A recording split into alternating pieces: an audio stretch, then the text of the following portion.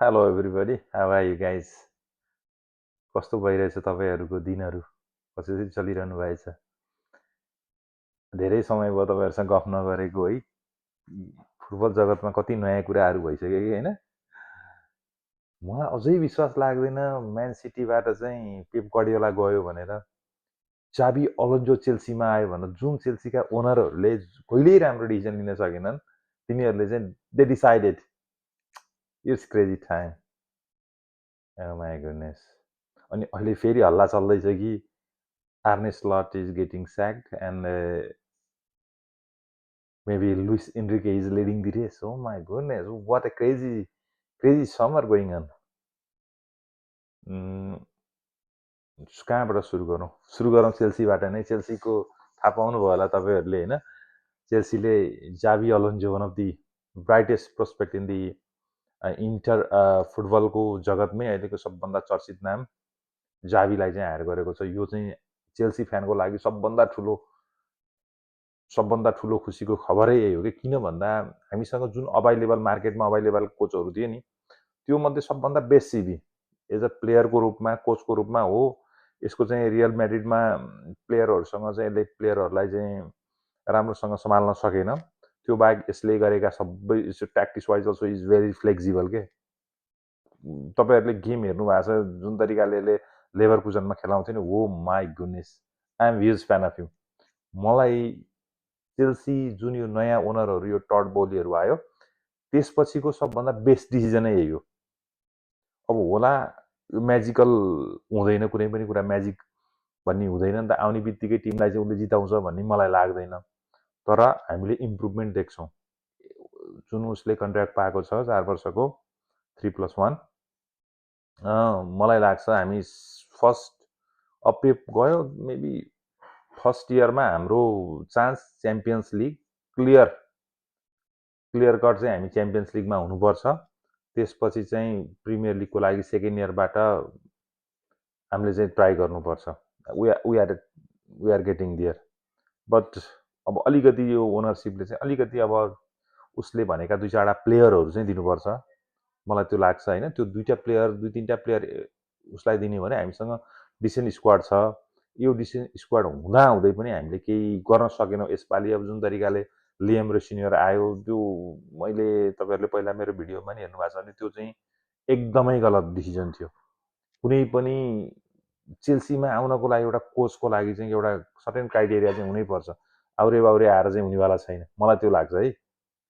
अब त्यसपछिको कुरा गरौँ म्यान सिटीबाट पेप गार्डियोला लिभ गर्यो। ओ मलाई यो अझै स्टिल आई कान्ट बिलिभ क्या, स्टिल आई कान्ट बिलिभ है।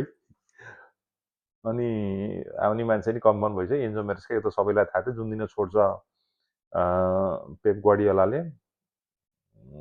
पेप, म आफू चेल्सीको फ्यान भए पनि मलाई म्यान सिटीका कोचहरूबाट त्यस्तो धेरै प्रभाव छैन, त्यति धेरै मेरो डिसिजन छैन कि मलाई मनपर्छ पर्दैन भन्दा पनि फुटबलको लागि, फुटबल जगतको लागि जुन तरिका, जुन ट्याक्टिक्सहरू, जुन यसको उपलब्धि छ, 10 वर्षमा 20वटा ट्रफी छ, 6वटा लगातार प्रिमियर लिग छ, 9 वर्षमा आई थिङ्क 6वटा, अहिले स्टिल इज इन कम्पिटिसन।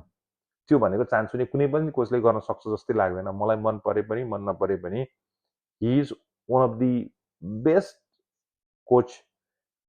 यो अहिलेको जेनेरेसनको जुन जेनेरेसन हुन्छ, अघिल्लो जेनेरेसनको हामीले त्यस्तो धेरै अब sir Alex Ferguson, Jose Mourinho, Arsene वेंगरहरू they are good coach, but मलाई यो चाहिँ त्योभन्दा नि एक स्टेप माथिको लाग्छ। एन्जो मरेस्का आउँदैछ चेल्सीमा, उसले डिसेन्ट काम गरे, त्यस्तो मलाई त्यस्तो वाउ एक्साइटिङ भन्ने चाहिँ लाग्दैन होइन। बट हि इज गुड गाई, I think he will do well. अब चाहिँ प्रिमियर लिग चाहिँ अझै कम्पिटिसन हुन्छ यसपालि। तपाईँहरूले देख्नु भएको छ कति कम्पिटिसन भइरहेछ होइन। रेलिगेसनको लागि छुट्टै ब्याटल छ फेरि अहिले।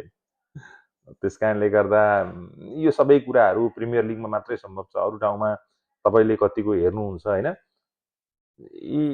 यो प्रिमियर लिग भनेको नेक्स्ट लेभलै हो। रेलिगेसनको लागि छ, युरोपको लागि धेरै चाहिँ लास्ट 2टा गेम बाँकी छ, अझै पनि को च्याम्पियन भन्ने फिक्स छैन। को रेलिगेसनमा गयो 2टा त फिक्स भए, अझै एउटा को गयो भन्ने अझै फिक्स छैन। त्यस कारणले गर्दाखेरि दे आर डुइङ, यो चाहिँ एक्सेप्सनलै हो। अब हामीले अरू अब कोचहरू, लिभरपुलले पनि आर्ने स्लटलाई स्याक गर्दैछ। सुन्दैछु उनीहरूको पनि जो खासै इम्प्रुभमेन्ट चाहिँ छैन।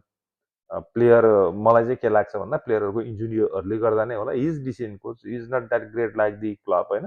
फेरि त्यस्तो क्लबले जस्तै गर्न सक्छ त्यो ट्याक्टिक वाइज पनि त्यस्तो धेरै इम्प्लिमेन्ट गर्ने कोच चाहिँ होइन। तर ठिकै गरिरहेको थियो। तर अब जुन तरिकाले अहिले माइडियामा जुन पिआरहरूमा हल्ला भइरहेछ नि त, अब is not surviving I think. अब जस्तै मोहम्मद सालाको ट्विटले गर्दा पनि झन् अझै कुरो बिग्रिएको जस्तो फिल भएको छ मलाई चाहिँ। र अहिले लिडिङमा चाहिँ फेरि लुइस एन्ड्रिके छ। यदि लुइस एन्ड्रिके नै लिभरपुल आयो भने चाहिँ कस्तो हुन्छ होला क्या लिभर Premier League. Oh my goodness. ठिक छ, यही नै कुराहरू हुन्। अनि ब्राजिलले पनि आफ्नो वर्ल्ड कप टिम सेलेक्सन गरेको छ, कार्लो एन्सेलोटीले। तर he leave the Joao Pedro, I think he has to be included in. तर उसको आफ्नो फिलोसोफी, उसको आफ्नो गेम प्लानमा के छ कसो छ होइन। त्यस कारणले गर्दा हामीले त्योभन्दा धेरै बुझ्न नि सक्छ। ब्राजिलमा सधैँ फेरि ट्यालेन्टको अभाव कहिल्यै हुँदैन। नयाँ नयाँ प्लेयर छ, आन्द्रे सान्तोसलाई पनि टिममा परेको छैन होइन। ठिक छ, हेर्दै जाउँ अब के हुन्छ प्रिमियर लिगमा। अब प्रिमियर लिगबाट अब एन्डोनी आरियोला जुन बर्नमाउथमा यस्तो राम्रो गरिरहेको छ त्यो कोच उजाँदैछ। त्यस्तै गरी क्रिस्टल प्यालेसको ओलिभर ग्लासनर, उसले पनि जे होस् राम्रो काम गर्यो। अब युरोप कन्फरेन्स लिगमा पनि उनीहरू फाइनलमा छन् होइन, त्यो पनि जित्छ होला। एफए कप जितायो लास्टचोटि भनेपछि दे आर डुइङ ग्रेट। अनि हेर्दै जाउँ के हुन्छ। नयाँ म्यानेजरहरू को आउँछन्। अनि अर्को बिग न्युज, म जोसे माउरिनको ठुलो फ्यान पनि हुँ होइन। Jose Mourinho to Real Madrid, that's the biggest one. मलाई के लाग्छ भन्दा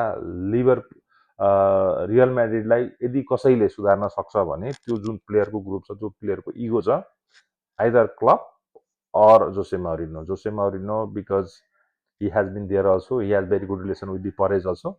So I think he is very good choice for them. अब हेर्न मजा आउँछ उनीहरूको त्यो इगो, एम्बापेको इगो कसरी चिक्ल्याउँछ, कसरी भिनीलाई, कसरी जुड बेलिङमलाई यसले ल्याउँछ, हेर्न मजै हुन्छ। तर उसको पालो गइसकेको मान्छे हो।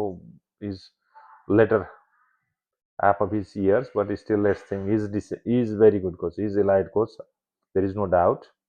He will get success in the Real Madrid era also. Real Madridमा जोसे माउरिनो र हान्सी फ्लिक, बार्सिलोना कस्तो हुन्छ हैन।